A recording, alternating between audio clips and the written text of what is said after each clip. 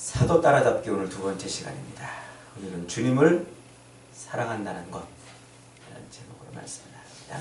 주님을 사랑한다는 것. 오늘이 종교개혁 501주년 되는 기념주일이에요. 1517년 루터에 의해서 시작이 된 그 종교개혁을 기념하는 오늘이 그 기념주일이죠. 우리가 흔히 이제 잘못 알고 있는 것 중에 하나가 개신교는 캐톨릭에서 떨어져 나왔다. 캐톨릭, 로마 천주교에서 이렇게 떨어져 나왔다. 종교개혁을 통해서 떨어져 나왔다. 이렇게 생각들을 하고 그렇게 말하는 사람들도 있는데 종교개혁은 그것이 아니고 잘못된 길을 가고 있는 그 로마 캐톨릭으로부터 다시 바른 길로 돌아온 것, 그것을 종교개혁이라고 하는 거예요.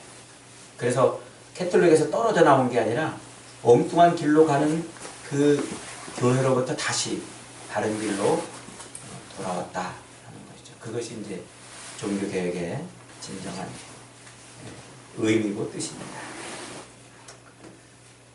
우리나라 조선왕조 11대 왕이 누군지 아세요? 태정태세, 문단세, 예성인명 뭐 이렇게 막 많이 외웠는데 11대 왕 이러면 또 헷갈리죠. 중종입니다. 중종이 11대 왕인데 그 중종의 부인이 이제 문정왕후고요. 그 문정왕후 때 이 드라마에서 가끔 이렇게 이제 보면은 막 여인들이 막 궁궐에서 여인들이 암투를 벌이고 막 이러던 그런 드라마더러 나오잖아요. 그 여인들의 암투가 가장 활발하게 왕성하게 일어났던 때가 바로 이 문정왕후 때, 중종 때 말이죠. 우리 궁궐은 그렇게 막 여인들의 암투가 또 그때 이제 이 조광조라는 사람이 이제 중종이 젊은 사람들을 등용합니다. 그 조광조라는 사람을 등용해가지고 좀 나라를 좀 새롭게 바꿔보고 개혁을 좀 하고 싶었는데 이 조광조를 반대하는 반대파들이 말이죠. 그 시기해가지고 조광조를 이제 그 이렇게 누명을 씌우죠. 나뭇잎에 벌레가 이렇게 구멍을 내게 해가지고 그래가지고 이 조광조가 뭐 역적을 뭐 반란을 일으킨다 뭐 이런 누명을 씌워가지고 이제 처단하고 이런 일이 우리 조선왕조에서 벌어지고 있어요. 그때가 1519년이에요. 안으로는 여인 천하에 휘둘리고 밖으로는 또 왜구, 이 삼포외란이라고 1510년도에 왜구가 또 침입하는 그런 또 정변이 일어났던 때, 그럴 때 이제 중종이 통치하고 있었죠. 그리고 중종이 1544년에 죽습니다. 요때 이제 요 기간에 우리 조선을 지배하고 있던 사상은 성리학이라는 사상이에요. 들어보셨죠? 성리학? 학교 다닐 때는 열심히 시험도 풀고 막 그랬을 텐데 성리학 하면 떠오르는 사람이 두 사람이에요. 퇴계 이황과 율곡 이이. 이 두 사람은요 같은 시대를 비슷한 시대를 살면서 서로 이 성리학을 가지고 논쟁을 벌여요. 그래서 이 성리학은 중국에서부터 시작이 됐는데 우주의 기원, 우주가 만들어지고 우주가 운행하는 것을 기와 이로 봐요. 기. 그래서 이기론이라 이렇게 이제 말하는데 그 이치와 기운이라는 뜻이에요. 그 이와 기가 이렇게 서로 움직이면서 우주를 형성하고 끌고 간다 이렇게 말하는데 퇴계 이황은 이기 이원론을 주장했어요. 이기 이원론. 이에 대해서 이율곡은 소장학자 이 기대승과 함께 이와 기가 서로 다르긴 하지만 그걸 딱 떼놓고 구분할 수 없다. 그것이 서로 서로 뭉쳐졌다가 떨어졌다가 이러면서 우리 인간의 삶을 끌고 가는 것이다. 뭐 이런 주장들을 했어요.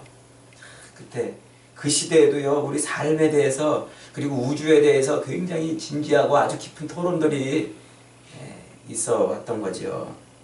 그래서 이 율곡은 이기일월론을 주장을 하죠. 이기일월론을 주장해요. 요 사람들이 퇴계 이황과 이율곡이 중종을 거쳐서 명종 그리고 선조 때까지 우리나라 사상을 끌고 가는 사람들이죠. 요게 이제 1500년도 우리 한반도 조선 땅에 있었던 일이 벌어지고 있는 때죠. 이제 바로 그때 이탈리아, 유럽의 이탈리아 반도에서는 레오나르도 다빈치하고 미켈란젤로가 르네상스의 꽃을 피우고 있던 때입니다. 그때 그 유럽 대륙의 한복판인 독일에서 캐톨릭 신부이며 대학 교수였던 마틴 루터가 그 당시 미켈란젤로가 등이 휘도록 막 눈이 빠지도록 그림을 그리고 있던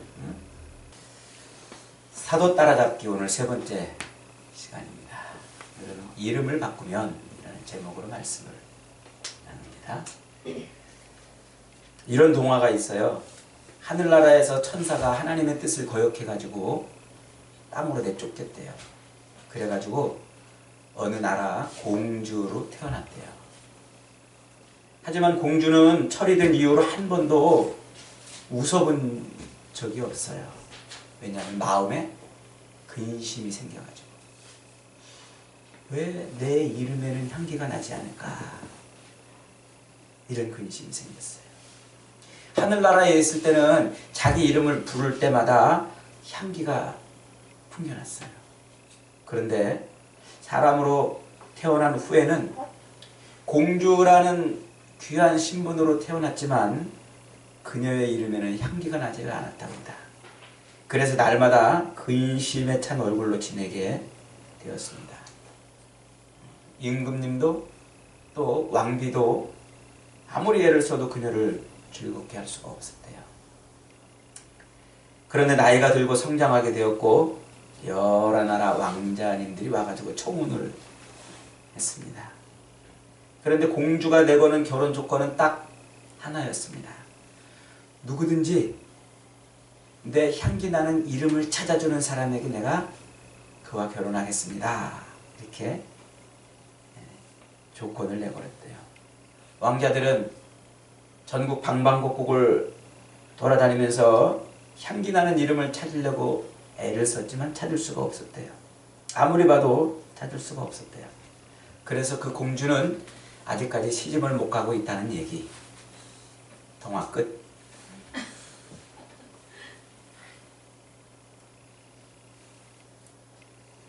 여러분의 이름에는 지금 향기가 나고 있나요? 어때요? 지금 여러분의 이름은 부를 때마다 향기로운 이름인가요? 아니면 악한 냄새가 나는 이름인가요? 2008년도 이후부터 우리나라에서 이름을 바꾸는 거 개명 신청을 하는 사람들이 연간 한 16만 명 정도 된대요. 어마어마하죠? 16만 명 정도 되는 사람들이 이름을 바꾸는데, 이름을 바꾸는 주된 이유가 이름 때문에 내 인생이 풀리지 않아서 이렇다는 거예요. 그래서 내 인생 이제라도 늦게라도 좀 내 인생을 좀 새롭게 좀 잘 되는 인생이 되게 하기 위해서 이름을 바꾼다는 거예요. 예전에 제가 섬기던 교회에서도 이름을 바꾼 한 분을 제가 이렇게 알고 있는데, 그분 이름이 박천민이에요. 박천민. 그러니까 부모가 지어줄 때는 하늘의 백성이다 이래서 천민이라고 지어줬는데, 이게 우리가 생각할 때는 천한 사람이라 이렇게 여기는 거예요. 그래서 직장에서도 잘 안 되고 할 수 없이 이름을 바꿨던 것을 제가 알고 있습니다. 이 별별 이름들이 다 많아요. 제가 인터넷에 이렇게 찾아보니까요, 뭐 김치국이라는 이름도 있고, 뭐 조말생이라는 이름도 있고요. 그러니까 그 이름 때문에 병이 있다 생각해서 이름을 바꾼 사람도 있고, 그 이름 때문에 놀림을 받아서 이름을 바꾼 사람도 있고, 사람들이 그렇게 이름을 바꾸는 걸까요? 이름을 바꿔서라도 잘 살아보고 싶은 거예요. 이름을 바꿔서라도 내 인생을 새롭게 살아보고 싶은 거예요.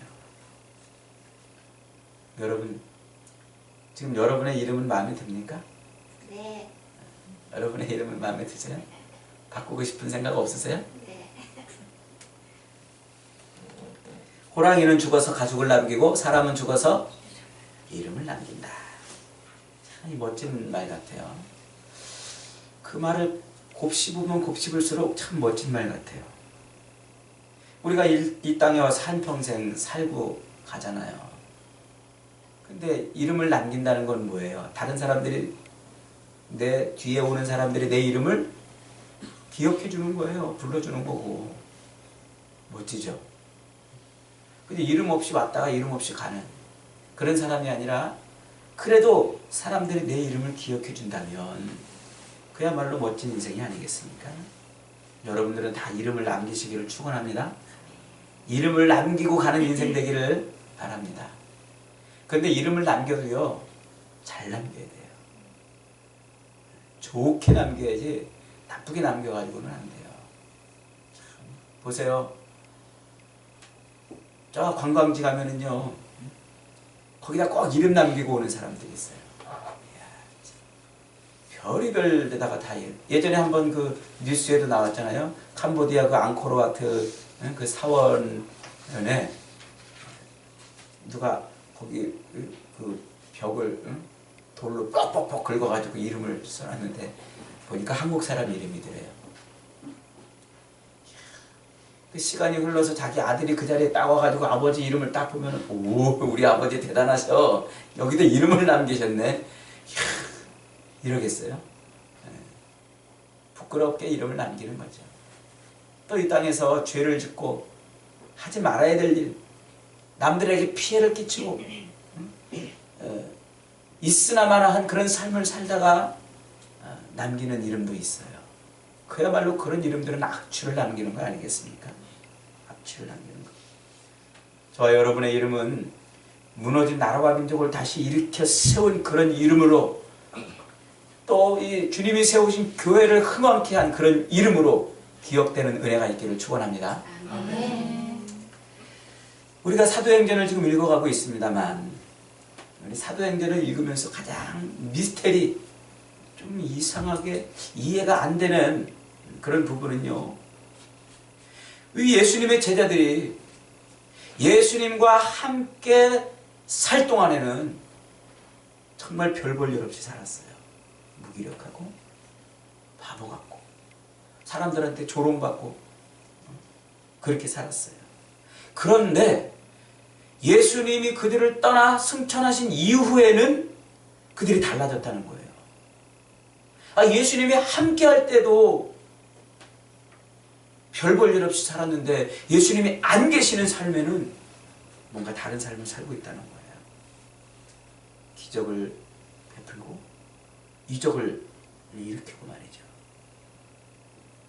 오늘 그 대표적인 사건이 바로 우리가 읽은 이 3장 1절부터 나오는 소위 안진뱅이를 일으킨 사건이에요. 날 때부터 장애인이었어요. 소아마비로 태어나서 걷지를 못하는 사람이었던 거죠. 가족들이 그랬는지 아니면 자기 자의로 그랬는지 늘 그는 성전 미문이라는 성전문, 그 문 앞에 나와서 구걸을 했어요. 예루살렘 이 성에는요, 여러 문들이 있었어요. 이제 사람들이 드나드는 메인 주문이 있는가 하면은 그 둘레가 뭐 길이가 4km 이상 되니까 저쪽에서 오는 사람은 빙 돌아와야 되니까 그 중간에 이제 또 이렇게 문들을 내놨어요. 여러 문을. 또 제사할 때 쓰는 이 양만 드나거리는 양의 문이라는 문도 있고요. 또 조그만 개구멍도 있어요. 개구멍.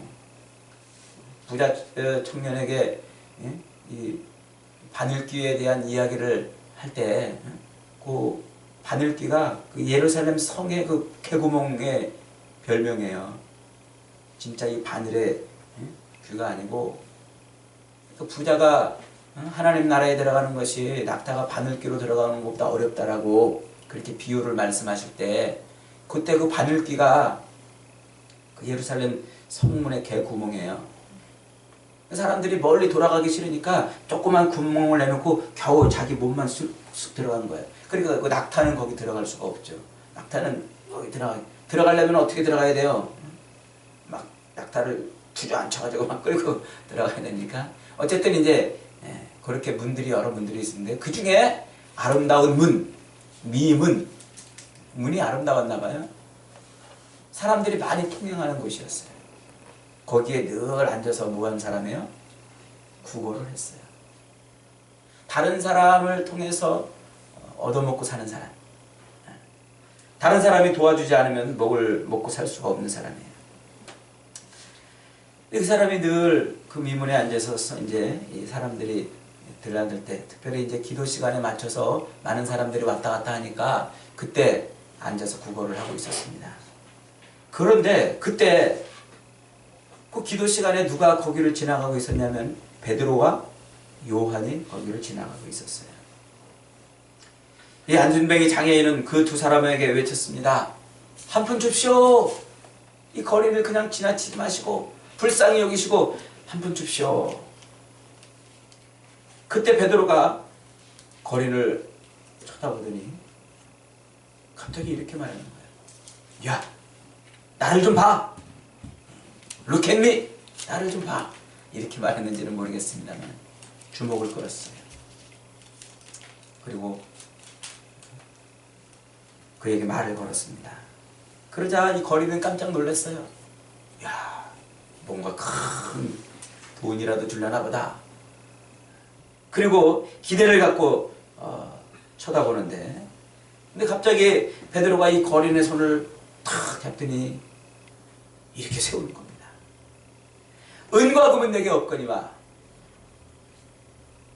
내게 있는 것으로 내게 주노니 나사렛 예수 그리스도의 이름으로 일어나 걸으라.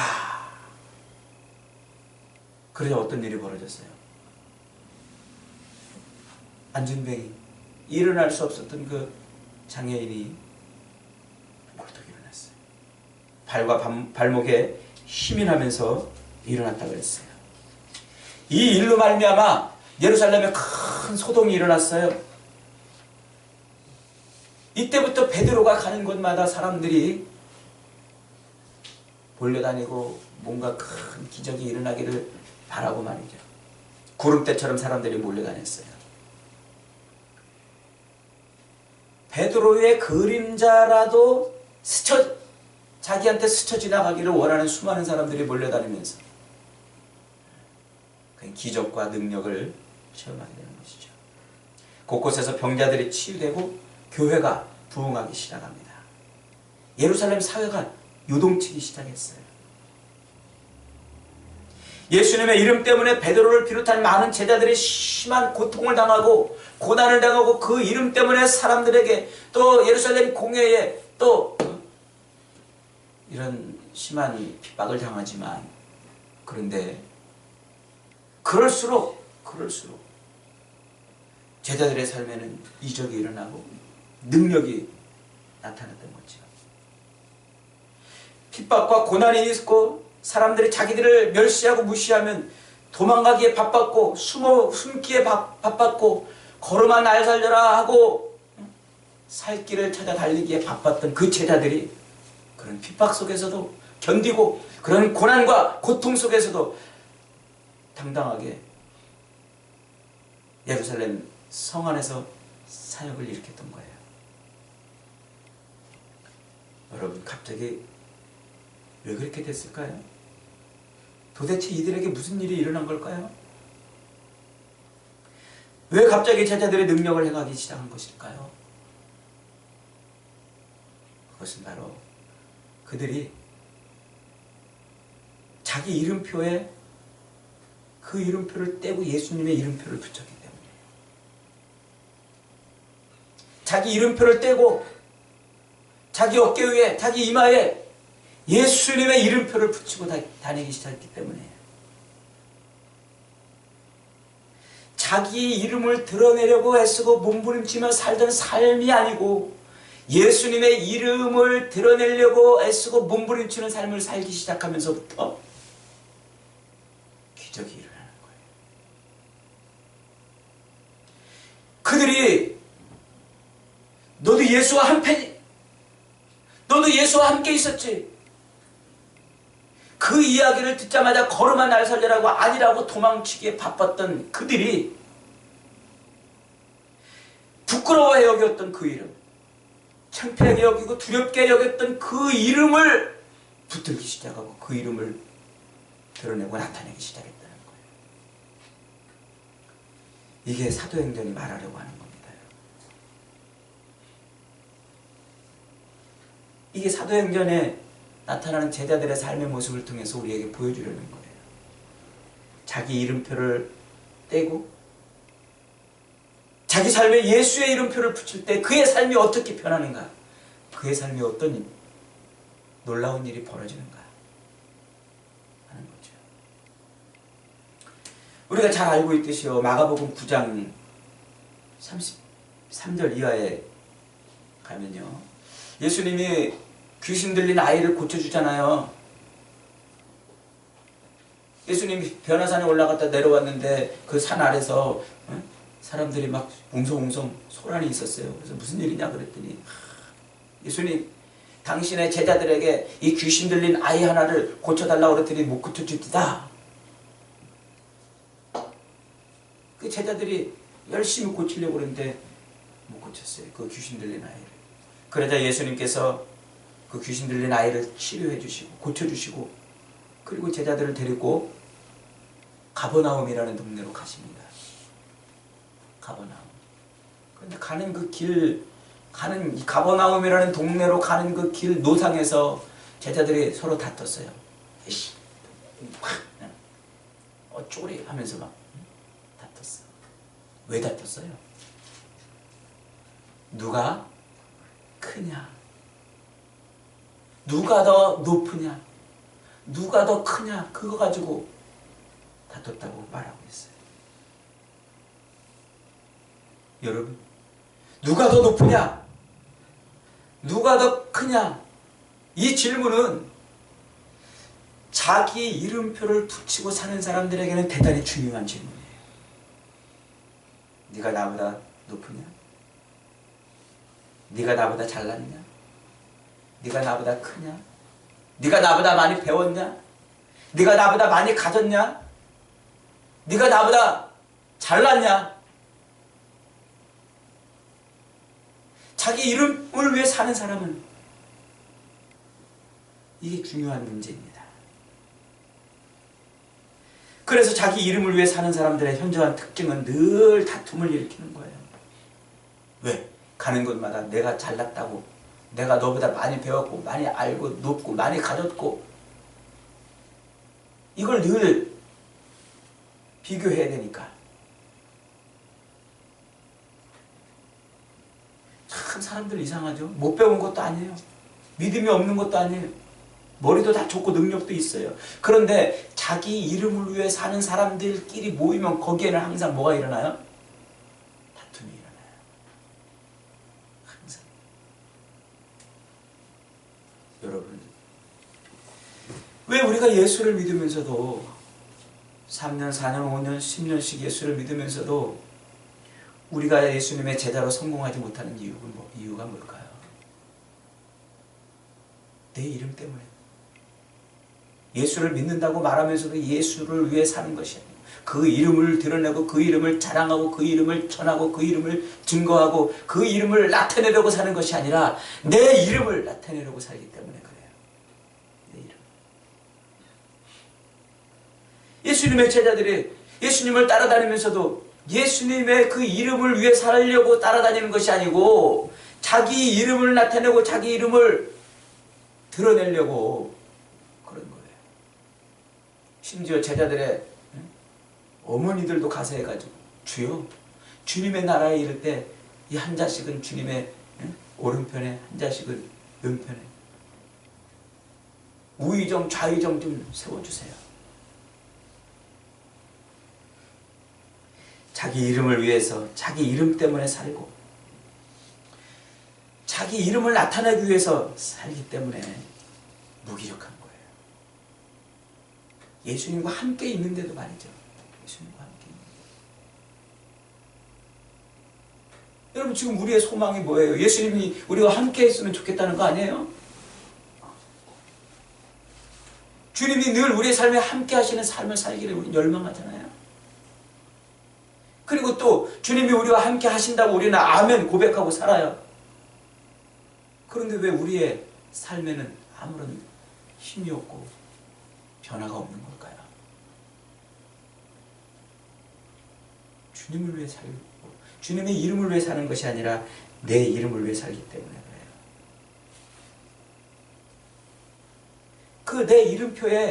그 내 이름표에는요, 거기에는 내 나이가 적혀 있고 내 학벌이 적혀 있고 내 재물과 성공과 자랑이 이런 것들이 깨알같이 적혀 있기 때문에 그걸 떼지를 못하는 거예요. 그걸 떼지를 못해. 내 이름표를 떼는 그 순간 우리는 내 존재를 잃어버리기 때문에 그래요. 내 이름표를 떼지 못하는 것이 바로 그 이유 때문이죠. 자기 이름표를 붙이고 자기 이름을 위해 사는 사람에게는 하나님의 능력이 나타나지 않아요.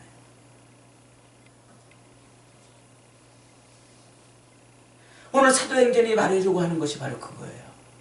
예수님이 함께 있을 때에는 무기력하게 살았던 그들, 자기 이름을 위해서 내가 더 높고 내가 더 많이 배웠고 내가 더 잘났고 내가 너보다 훨씬 더 좋은 인생이라고 그것 가지고 자랑하며 살려고 했던 그들이 사도행전에 와가지고는 전혀 다른 삶을 살아요. 무엇을 드러내기 때문에요? 예수님의 이름. 야, 예루살렘 사람들아, 너희가 잡아 죽인 그 예수가 누군 줄 아느냐? 그분이 바로 우리의 구세주다. 그분이 이름을 붙들고 그분으로 말미암아 우리가 구원을 얻는다는 거예요. 그래서 그들이 이렇게 외칩니다. 누구든지 주의 이름을 부르는 자는 구원을 받으리라 하고 외치는 거예요. 그 이름에 구원이 담겨있기 때문에, 그 이름에 구원의 능력이 있고 그 이름에 힘이 있고 권세가 있기 때문에 그 이름이 우리 삶을 바꾼다고 그렇게 외치는 거예요. 그 이름이. 사도행전 4장 12절에도 이런 말씀이 있습니다. 다른 이로서는 구원을 받을 수 없나니 천하 사람 중에 구원을 받을 만한 다른 이름을 우리에게 주신 일이 없습니다. 제자들은 알고 있었어요. 비로소 주님이 부활하시고 그 부활하신 주님과 함께 만나고 그 부활하신 주님이 승천하신 이후에 그들은 드디어 깨달은 거예요. 야, 그 이름이구나. 그 이름을 붙들고 그 이름을 드러내고 그 이름을 자랑하고 그 이름을 외치고 증거하며 살아야 되는구나. 여러분, 예수님의 이름이 선포되는 곳에는 하나님의 능력이 임하는 줄 믿으시기 바랍니다. 그것 때문에 오늘 우리가 저와 여러분이 구원받은 거예요. 예수님의 이름이 선포된 그것 때문에 우리가 구원의 은혜를 입고 능력을 입은 겁니다. 그러면 동일하게 우리가 그 이름을 외치는 곳에서 하나님의 능력이 나타나지 않겠습니까?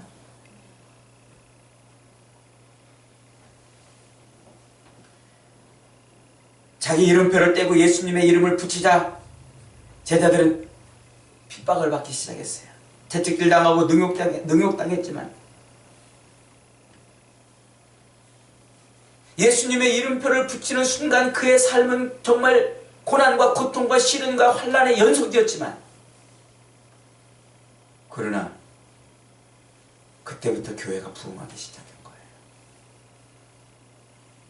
그때부터 하나님의 영광이 드러나고 하나님의 능력이 나타나기 시작한 겁니다. 여러분, 우리 삶에 하나님의 능력이 임하고 영광이 나타나기를 원하십니까? 우리의 이름표를 떼보십시다. 이름을 바꿔보십시다. 내 이름을 위해 사는 것이 아니고 예수님의 이름을 위해 살아보십시다. 거기에 하나님의 능력이 임하는 거예요. 하나님은 예수님의 그 이름의 능력을 담아두셨어요. 예수님의 그 이름. 그래서 제자는 그 이름을 드러내며 사는 사람이에요.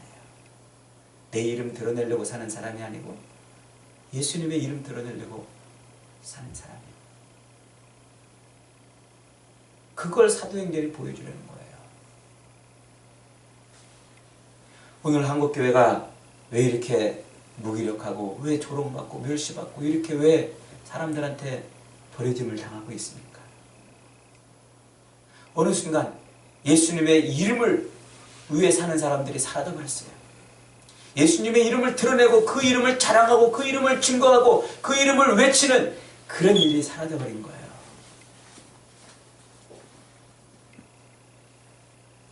저도 SNS를 이렇게 합니다만 주로 이제 페이스북을 많이 하는데 페이스북에 보면 많은 글들이 올라와요. 근데 저는 주로 이제 목사님들이 주로 제 이제 친구들로 돼 있어요. 거기 보면요, 참 부끄럽습니다만 목사님들도 끊임없이 자기를 자랑해요. 끊임없이. 어떻게 하면 자기를 자랑할까? 그걸 골몰이 연구를 하는 것 같아요. 그래서 올라오는 글이 전부 다 자기 자랑 글이야. 제가 어느 순간에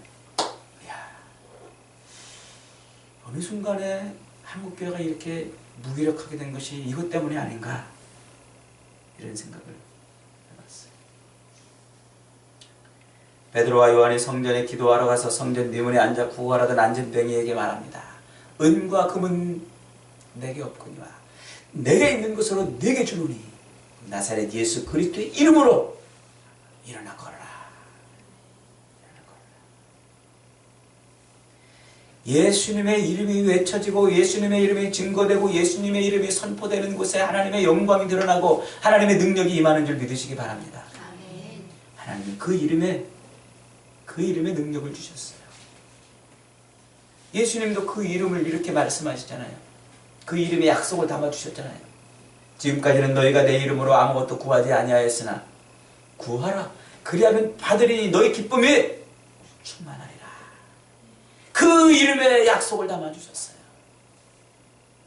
내 이름으로 무엇을 구하든지 내가 시행하리니 아버지로 하여금 아들을 인하여 영광을 얻으시려고 그 이름의 약속을 담아놓으셨어요.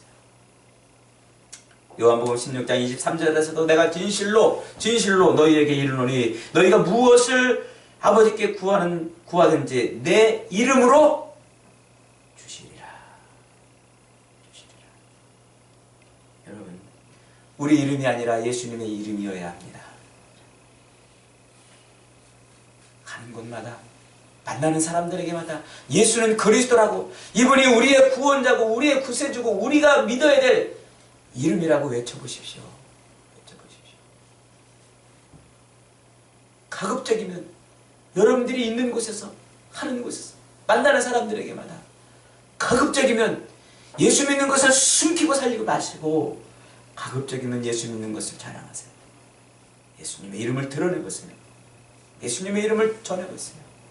외쳐보세요. 거기에 능력이 임하는 거예요. 주님의 제자가 무엇입니까? 자기 이름을 버리고 예수님의 이름으로 사는 사람들을 주님의 제자라고 그러는 거예요. 자기 이름을 살짝 감추고 예수님의 이름을 선포하며 사는 그 삶에 하나님은 능력을 부어주셨어요.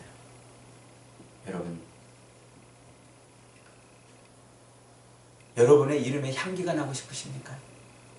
여러분의 이름이 향기로운 이름이 되고 싶으십니까? 예수님의 이름을 높여보세요. 그 이름을 자랑해보고 그 이름을 증거하고 선포해보십시오. 그러면 하나님은 예수 그리스도의 이름을 증거하고 나타내고 선포하는 그 이름을 향기나는 이름이 되게 해주실 거예요. 저와 여러분이 예수 그리스도를 증거하고 나타내고 선포하고 외침으로 말미암아 이 땅에서 가진 이름이 하나님 앞에 향기나는 이름으로 기억되는 은혜가 있기를 주님의 이름으로 축원합니다. 아멘.